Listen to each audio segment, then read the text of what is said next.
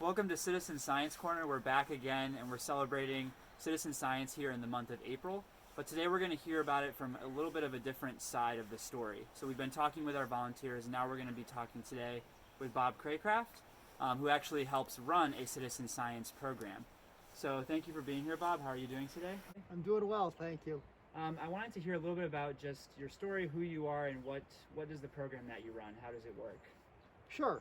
So I work with the Lakes Lake Monitoring Program. It's operated out of the University of New Hampshire. I'm in association with UNH Cooperative Extension, which is our outreach arm of the university, working with the members of the public. It's a volunteer lake and watershed monitoring program, working with citizen volunteers to track water quality changes over time and provide input into measures that can help stabilize or improve water quality when there's problems. Yeah. So what value do you see in running a program like this through citizen scientists as opposed to just professional scientists doing the data collection and work? Well, there's a lot of value with having the local citizen scientists, the local volunteers involved. In fact, the program got its roots working out in Chicorowa Lake locally here. Back in the 80s, a couple of faculty members came out with their university classes as part of a project, a summer project. And they collected water quality data at, again, Chicorowa Lake. But what really was evident of that program is it's pretty expensive to get out there on a regular basis. The frequency of sampling needed to really identify water quality changes was something that could become problematic in terms of getting out there in a relatively consistent time frame. So what was deemed as an alternative was working with local volunteers to help in that effort. And really, volunteer monitoring got its roots in New Hampshire in our lake program, I should say more specifically.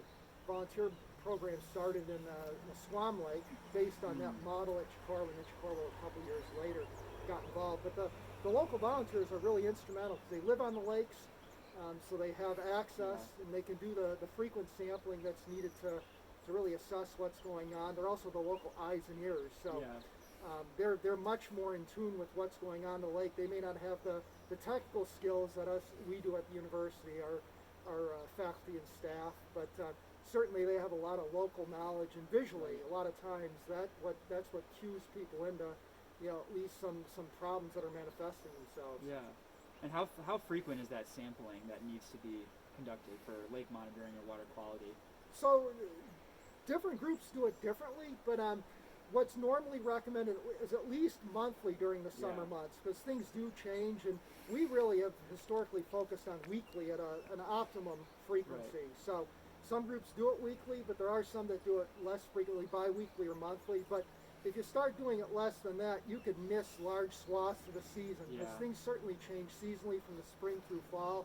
And then any given year, you don't know if it's going to be a wet or dry period, and those types of periods can really be associated with tremendous changes in water quality. If you think of a stream running, particularly if it's a gravel road crossing that stream, and you got a heavy rain event, the stream could look like mud, and likewise, what gets into the lake from that stream could have adverse impacts. Yeah, and we've seen that with our Green Mountain programs too, is just how frequently we need to be sampling, and we know we cannot do that without our volunteers trying to sample 29 stream sites in the summer bi-weekly. It just becomes really difficult and impossible for all of us to get out and do that, so it's really important to have the volunteers.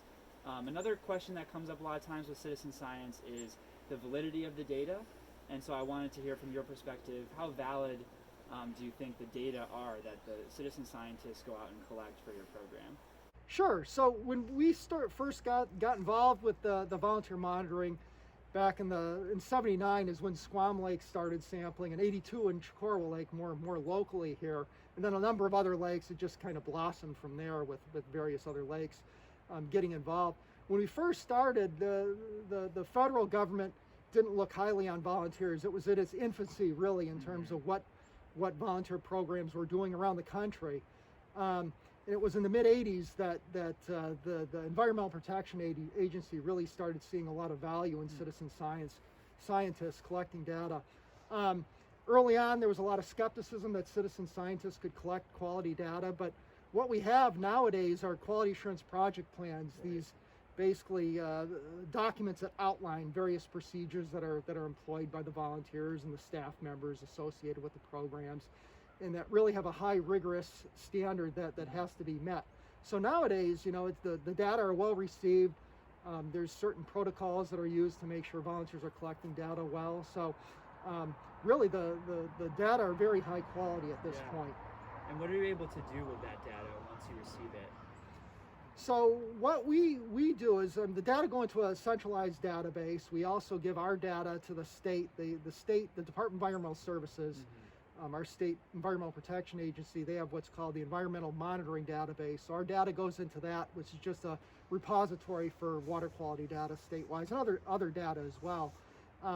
But we put it into our database. We relay summary reports, kind of simple summary reports, relatively speaking, that talk about trends in the lakes over time, what the general status of the lakes are in terms of how much nutrient there is in the lake, for instance, how much growth there is in the lake, and that's done for each of our participating groups. These summary reports are relayed back to the local lake associations, so the local decision makers can put that information to action as they deem appropriate.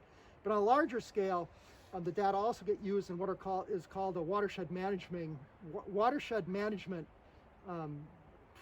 program, where groups put together these watershed management plans, local more sophisticated summaries of the data to try to get at potential problems and solutions that can be employed to mitigate those problems. Right. Yeah, and so the data is really important. It goes to a lot of important things, the reports, the towns get to use it. And so it's really useful to have all of our volunteers a part of that. I was also curious if you have maybe a standout moment or story or just a favorite moment or memory of working with the volunteers out in the field, if you could share that. I mean, there's a number of times I can certainly talk about. I think one of the projects I'll just focus on one of the local projects, Chocorua Lake. Back in the late 90s, early 2000s, we were working on a stormwater runoff project. What we more broadly call water nutrient budget started with looking at the streams going into the lakes, working with the volunteers to help collect data pretty extensively on a fairly frequent basis in the streams to track the nutrient runoff. And the volunteers were really, I got to know a lot of volunteers in terms of those who collected the data, but interacting with them helping out with the collection of those data during both wet weather and dry weather events was really a lot of fun. Yeah. You get to know both the volunteers and the local watersheds really well in that process. That's not really focusing in heavily on a particular volunteer, but more of a broad kind of perspective. Yeah. But that's, in general, working with the volunteers is a lot of fun because you get to know the people well. They have a genuine love of what they're doing. Right. Yeah. And it's a nice synergistic relationship. Yeah, and like you said, they know the area usually very well. Well, thank you so much, Bob, for joining us today. We really appreciate it. And that's going to conclude our Citizen Science Corner for today. Thank you for listening, and stay tuned for more information about citizen science programs. We're excited at GMCG to join the LLMP program this year as well, as we do with the VLAB program for lake testing in the summer. So it's really great to be able to work with Bob, the coordinator of that.